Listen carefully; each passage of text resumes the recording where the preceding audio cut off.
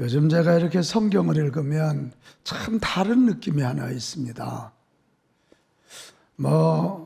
젊은 날에는 이 성경이 주는 교훈이 뭐지? 여기서 내게 주시는 위로가 뭐지?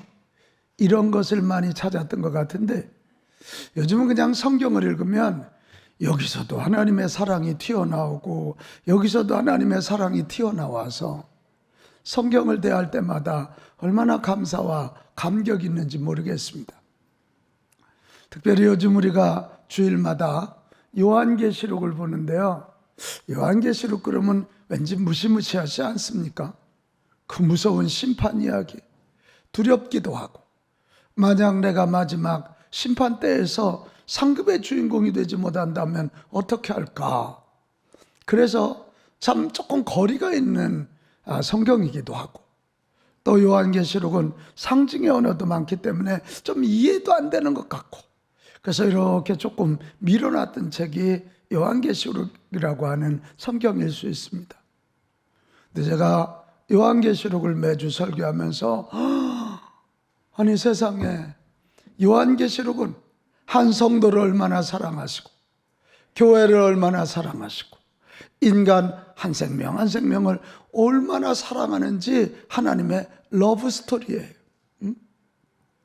설득해도 안 되니까 매질을 해가면서까지 돌아오게 하시는, 그리고 돌아와서 하나님 품 안에 안긴 자에게는 세상에서 형용할 수 없는 놀라운 복을 주시는 하나님의 러브 스토리, 사랑 이야기가 요한계시록인 것이 느껴져서 요즘은 요한계시록이 얼마나 친근하게 또 요한계시록을 대할 때마다 하나님의 사랑이 얼마나 느껴지는지 모르겠습니다. 자, 오늘 우리가 요한계시록 8장 1절에서 5절 말씀을 읽었습니다. 이 8장 1절에서 5절 말씀은 일곱째 인을 떼어서 펼쳐지는 심판 이야기입니다. 요한계시록이 앞에 서론으로 해서 서론 나오고 일곱 교회 환상 이야기가 나와요. 그리고 본론은 일곱 인 심판, 도장인자예요. 그리고 일곱 나팔이 하나씩 부러질 때 임하는 심판, 그리고 일곱 대접 심판, 이게 본론이에요. 마지막 결론은 새하늘과 새 땅 이야기입니다. 자, 오늘 이 부분은 지금 본론 중에 일곱 인을 떼는 심판, 우리 저지난주 봤지요. 하늘 보좌에 앉으신 하나님께서 아들 예수님에게 일곱 인 붙어 있는 것을 넘기시니까 예수님이 하나씩 뗄 때마다 심판이 일어나는데 무지무지한 심판이 일어났습니다. 여섯째 인을 다 떼고 난 다음에 일곱째 인을 떼려고 할 때 스톱 합니다. 그리고는 구원받을 길, 돌아올 기회를 주십니다. 그것이 요한계시록 7장이에요. 그리고 난 다음에 8장에 임했을 때 드디어 마지막 일곱 인 중에 일곱 번째 인을 딱 떼는 장면이 나옵니다. 그 일곱 인이 떼고 나서 펼쳐지는 이야기가 오늘 우리가 읽은 성경인데요. 여기에도 보면 놀라운, 그냥 사랑이 아니라 철저한, 그것도 그냥 철저한 게 아니라 완전히 철저한 그런 사랑의 모습이 그려져 있는 것을 보게 됩니다. 먼저 오늘 1절, 2절을 우리 한번 볼까요? 일곱째 인을 떼실 때에 하늘이 반시간쯤 고요하더니, 이건 뭐지요? 옛날 사극에서도 보면 임금님이 딱 오전에 오기 전에 대신들이 떠들고 있다가 상감마만 합시오 그러면 갑자기 조용해집니다. 지금 마지막 일곱 인을 떼시기 위하여, 그리고 심판이 펼쳐지기 위하여 예수님과 천사들이 딱 등장할 그때입니다. 이게 반시간쯤 고요하더니 그런 정막입니다. 이때 사도 요한이 보니까 하나님 앞에 일곱 천사가 서 있어서 일곱 인을 띄고 나니까 하나님이 천사 한 명에게 나팔 하나씩을 들려줍니다. 나팔 하나씩. 그러면 그 나팔 받은 천사 한 명이 나팔 하나를 불 때마다 심판이 또 펼쳐지고 또 두 번째 불면 또 심판이 펼쳐지는, 그것이 일곱 나팔 심판입니다. 근데 여기서 이렇게 심판 이야기를 우리가 잘 이해해야 되는데, 아니 7인 심판으로도 충분히 끝난 거 아니야? 충분히 끝나 보입니다. 그리고 구원받은 하나님의 자녀에게 주시는 복도 충분해 보입니다. 계시록 7장 6절, 16절, 17절 우리 지난주 봤죠? 다시 줄이지도 않고 목마르지도 않고 뜨거운 기운이 공격하지도 못하고 어린 양이 목자가 되사 생명수샘으로 인도해서 영생을 누리고 모든 눈에서 눈물을 닦아주신데 한숨을 다 걷어가 버리신다. 그럼 끝났죠. 그런데 왜 7인을 떼니까 7 나팔 재앙이 시작되는 거야? 아니 심판이 계속되는 거야? 7인 심판이 불완전한 거야? 계속되는 심판 이야기로 우리 겁주는 거야? 이런 생각이 쑥 들어올 수가 있어요. 그런데요, 결론부터 말씀드리면 요한계시록의 심판 이야기는 7인, 7 나팔, 7 대접이 시간적으로 이어지는 재앙 시리즈가 아니라는 거예요. 같은 심판을 다른 각도에서, 다양한 각도에서 설명해 주는 거예요. 여러분 신약 성경을 딱 열면 복음서가 김순윤 권사님 몇 권이에요? 4권이에요. 그죠? 복음서가 뭐예요? 예수님을 전하는 성경이거든요. 한 권이면 되지 뭔 4권이야. 그리고 예수님을 다양한 각도에서 보는 거고, 마태복음은 유대인들에게 예수님을 전하기 때문에 예수님을 왕적인 측면에서 소개하고, 마가복음은 로마인들에게 복음을 소개하고 있기 때문에 세상을 섬기는 종으로, 누가복음은 헬라인들에게 복음을 예수님을 전하기 때문에 완전하신 인간 인자로 소개하고, 요한복음은 그보다 한참 뒤에 있기 때문에 예수님의 어떤 사건보다는 그 사건의 영적인 의미를 해석해 주기 때문에 예수님의 히스토리는 별로 안 나와요. 똑같은 복음서인데 다른 각도에서 예수님을 보고 그 복음서를 받는 자들의 입장에서 이해하기 쉽게끔 4권의 복음서가 있는 것처럼, 이 요한계시록에 나오는 7인, 7 나팔, 7 대접 심판도 동일해요. 시리즈로 시간적으로 이루어지는 게 아니라 같은 심판인데, 잘 들으세요. 같은 심판인데 다른 각도에서 다양한 시각으로 우리에게 설명해 주시고 또 설명해 주시는 것입니다. 제가 이거를 생각하니까 이게 사랑이구나. 여기 아빠들 엄마들 애 키울 때 어떻게 해요? 한 번 설명하면 딱 알아듣습니까? 응? 딱 알아들어요? 뭘 알아들어? 그럼 어떤 때는 사탕을 가지고도 설명하고 돈을 가지고도 설명하고 안 되면 회초리를 쳐가면서라도 설명하잖아요. 그러니까 설명하고 또 설명하는 게 사랑이에요. 이게 내가 오늘 1절 2절에서 느껴지는 거예요. 같이 합시다. 설명하고 또 설명해 주시는 사랑. 또 설명해 주시는 사랑. 할렐루야. 그게 7째 인을 떼고 7 나팔 심판이 시작되는 이것을 보면서 하나님은 이렇게도 설명해 주시고 이렇게도 설명하고 이렇게 설명했어. 한 명도 지옥 가기를 원치 아니하시고 한 명도 죽음의 권세에 빠지지 원치 아니하시고 모두가 구원받고 구원받아 이 땅에서도 복을 누리지만 영원한 하늘나라의 주인공이 되기 원하신다, 이겁니다. 그래서 우리는 7 나팔 이 심판을 보면서도 우리는 느껴야 돼요. 같이 합시다. 설명하고 또 설명해 주시는 사랑. 또 설명해 주시는 사랑. 할렐루야. 우리가 이런 걸 깨달아 할 때요, 우리도 믿지 않는 영혼들에게 또 설명하고 또 설명하고 또 간증하고 또 들려주고, 아멘. 그럼 사랑하는 사람에게요 또 들려주고 또 들려주고 또 들려주는 거예요. 이게 바로 하나님이 우리를 구원하시는 방법이었기 때문입니다. 또 하나 이 8장 1절에서 5절에 보면 청각적으로 깨우쳐 주시는 그런 모습에서도 사랑이 느껴져요. 이 도장을 찍은 이는 눈으로 보는 거지만 나팔은 귀로 듣는 거잖아. 보지 못하는 자는 듣는 것으로라도 깨닫게 하시려는 하나님의 사랑의 몸부림이란 말이에요. 특별히 나팔 소리는 성경에 있어서 굉장히 아주 특징적인 의미가 있습니다. 한번 볼까요? 여호수아서 6장 20절, 이게 여리고성을 무너뜨릴 때요, 백성들을 외치고 제사장들이 뭐를 불어? 나팔을. 이때 난공불락의 성 여리고성이 무너져. 그리고 이스라엘 백성이 승리합니다. 여러분, 하나님의 백성들에게 나팔 소리는 승리의 선언입니다. 또 사사기 7장 22절에도 보면 기드온 300용사 얘기 알지요? 300명이 뭐를 불 때? 나팔을 불 때. 나팔을 불으니까 적군 미디안 용사들은 자기들끼리 막 싸우며 자기들끼리 죽여. 여러분, 이 나팔 재앙도 마찬가지입니다. 이게 안 믿는 자들에게는 재앙이지만 믿는 자들에게는 승리의 방파르인 줄로 믿습니다.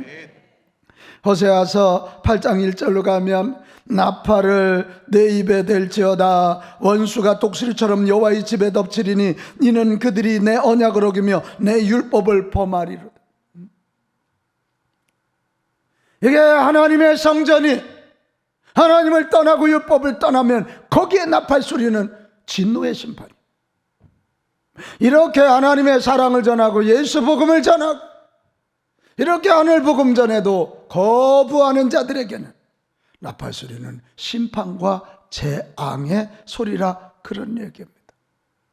나는 여기 있는 여러분, 우리에게 이 듣는 복이 있기를 축복합니다. 아멘. 잘 사는 부부가 특별히 사랑이 많으냐, 이정희 집사님? 그렇지 않아. 잘 사는 부부의 특징은 복된 얘기, 사랑하는 얘기, 좋은 얘기를 많이 들어. 근데 못 싸우고 맨날 못 살고 싸우는 부부는 안 들어도 되는 얘기 맨날 들어. 그냥 부인이 지나가면서 흥하고 하는 얘기 그냥 넘겨주면 되는데 그걸 붙잡고 막 죽을 때까지 때려. 엊그제 뉴스 얘기입니다, 이게. 나는 여기는 저와 여러분이 듣는 복이 있기를 축복합니다. 아멘. 듣는 복이 있기를 축복해요. 아멘. 믿음은 들음에서 난다 그랬어요. 아멘. 아내의 사랑 얘기를 계속 들으면 아내의 사랑이 믿어지는 거예요. 남편의 응원 얘기를 계속 들으면 남편이 나를 좋아하는구나, 그게 믿어지는 거예요. 사랑하는 여러분, 우리 하나님의 말씀, 하나님의 언약의 약속을 듣는, 그래서 믿음을 갖게 되는 복이 있기를 바랍니다. 아멘. 요즘 제가 묵상하고 큰 은혜를 받은 게 히브리서 6장입니다. 거기에 가면 이런 게 나와요. 하나님께서 당신보다 더 큰 분이 없으시니까 당신이 당신의 이름으로 맹세하기를 아브라함에게 뭐라 그러면, 아브라함아 너에게 복주고 복주며 번성케 하고 번성케 하리라. 이게 반복을 항상 성경은 강조해요. 그랬더니 하나님이 들려주시는 이 약속의 말씀을 아브라함이 믿었어요. 아멘 좀 해요. 믿었다니까 이게. 아멘. 그것을 믿고 그 약속이 이루어질 것을 믿고 기다렸고 그것을 소망 삼아 살아갔다. 김순윤 권사님 다시. 아브라함이 75세에 이 약속의 말씀을 듣거든. 그런데 이 생육하고 번성하여 땅에 충만하라고 한 게 몇 살 때 이루어져요? 100살 때. 그러니까 25년을 기다려. 25년. 나는 여러분, 그냥 우리가 계획하고 자꾸 우리가 생각하고 왜 그래? 그러고 짜증내지 말고 하나님의 약속, 진실하신 하나님의 이 약속이 들려지기를 바라고 믿기를 바라고 기다릴 수 있기를 바랍니다. 그게 여러분의 소망이 된다면 그 약속은 반드시 이루어져서 복주고 복주시며 번성케 하고 번성케 하리라. 이것이 현실이 될 줄로 믿습니다. 우리가요 듣는 복이 있어서요 자꾸 그걸 들으면 그 믿음이 생기고요, 우리도 그 믿음을 또 선포하고 또 선포하고 또 선포하는 거예요. 엄마들이 그걸 할 줄 알아야 돼. 엄마들이 말씀을 듣고 엄마들이 성경을 읽고 하나님의 음성을 듣고 우리 자녀들에게 또 들려주고 또 들려주고, 아빠는 더 해야지, 더 해야지. 그럴 때 우리 자녀들이 믿음을 가지고 승리하게 되는 것입니다. 아멘.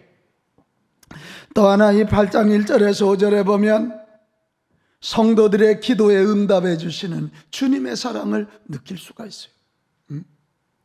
일곱인을 땜으로 나타나는 일곱 나팔 심판은요, 왜 일어나느냐? 오늘 성경에 보면 성도들의 기도의 응답 차원에서 나타나는 거예요. 그냥 하나님이 무턱대고 하는 게 아니라 예수 믿고 구원받은 자들의 기도, 할렐루야, 그들의 기도에 응답해서 하시는 게 일곱 나팔 재앙이라는, 심판이라는. 그러면 성도들의 기도가 뭘까? 오늘 성경에 보면 이 번제단, 제단을 통해서 이런 말이 나오거든요. 이것을 이해하기 위해서는 여러분 구약의 성막을 이해해야 되는데, 한번 우리 성막 모형들을 한번 보겠어요. 자, 이쪽 저기 여러 채색이 있는 데가 문입니다.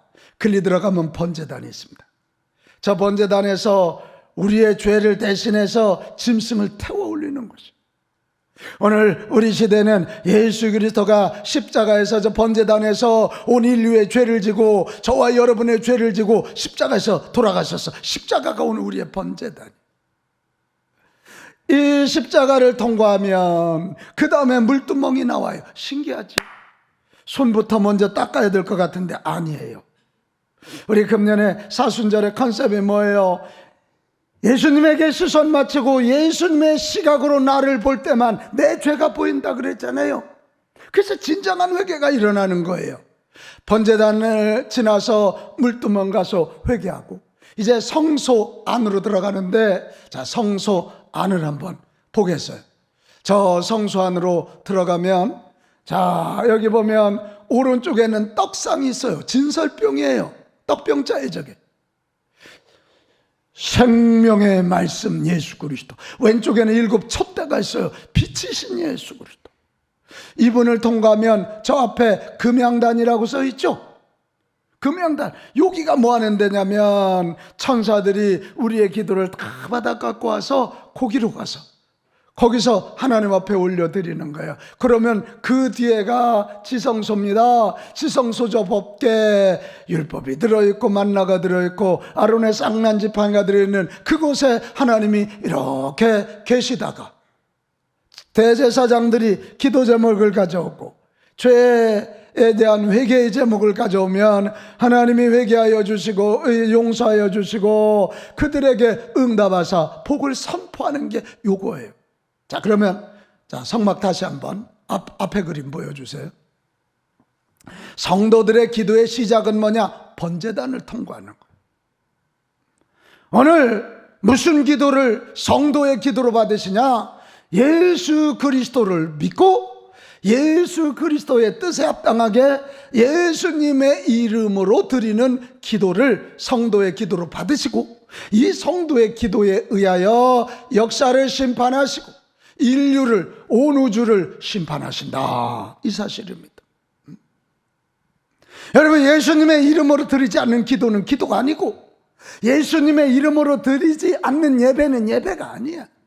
번제단을 통과하는 이 기도, 예수님 이름으로만 구원받고 예수님 이름으로만 기도할 때 하나님이 오셔서 심판하시는데, 이거 아멘 합시다. 성도들에게는 승리의 팡파로.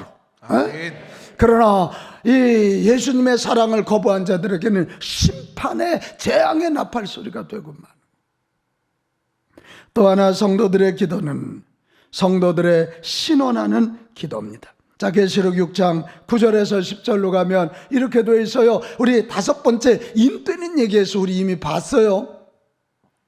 하나님의 말씀과 그들이 가진 증거로 말미암아 죽임을 당한 영혼들이, 그러니까 예수 믿다가 예수님의 말씀을 지키다가 예수님 전하다가 죽임을 당한, 순교당한 영혼들이 그 번제단 아래에서 막 기도하는 거예요.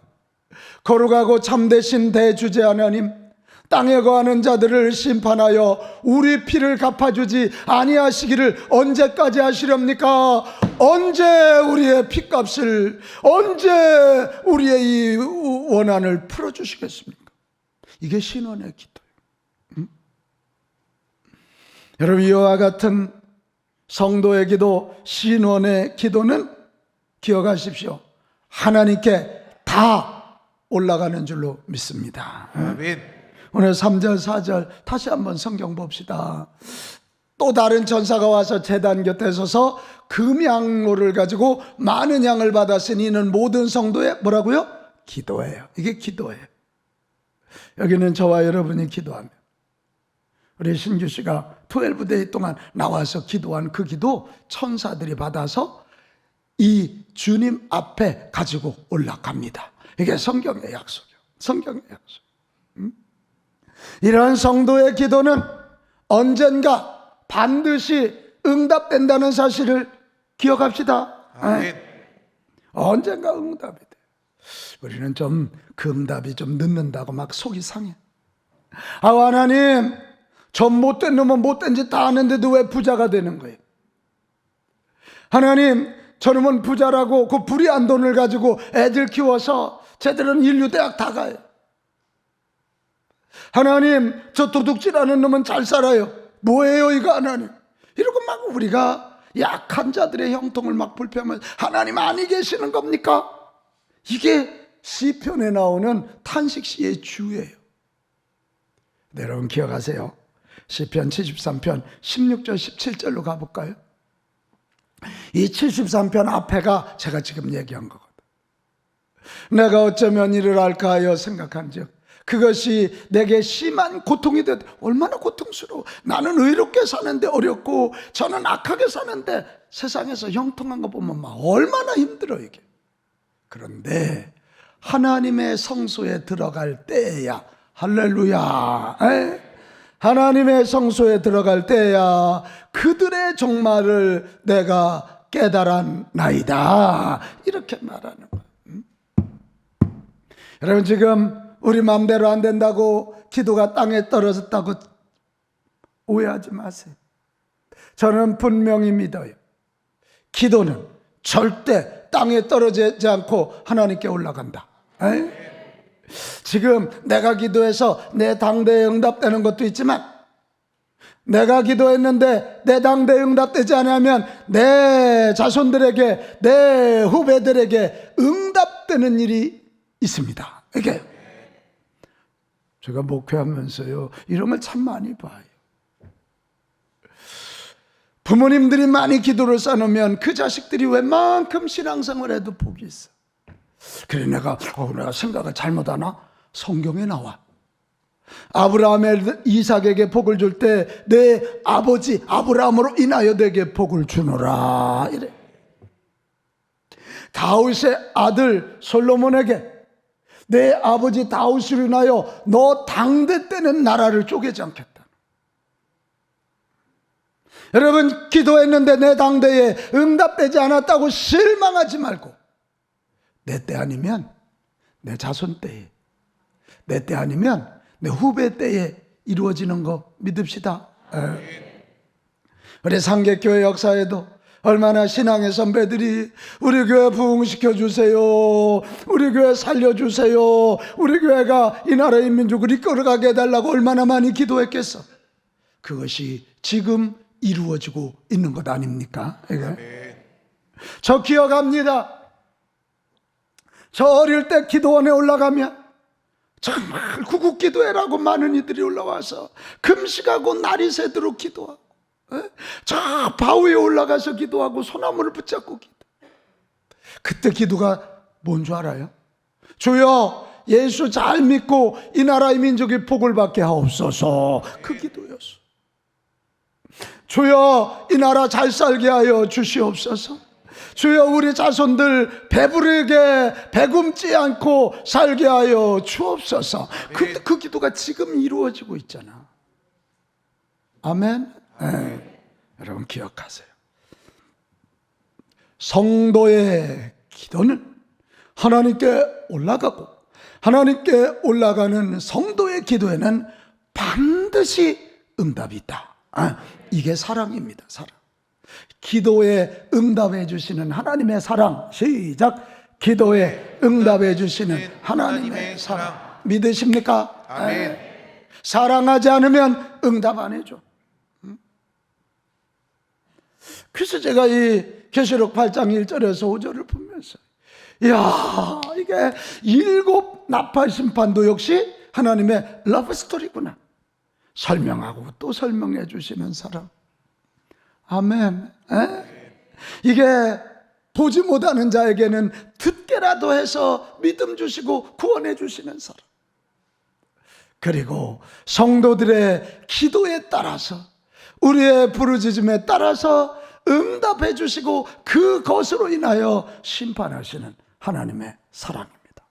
여러분, 이런 사랑 붙잡고 우리가 오늘 하루도 또 우리 평생 승리하시기를 바랍니다. 오늘이 부활절이요.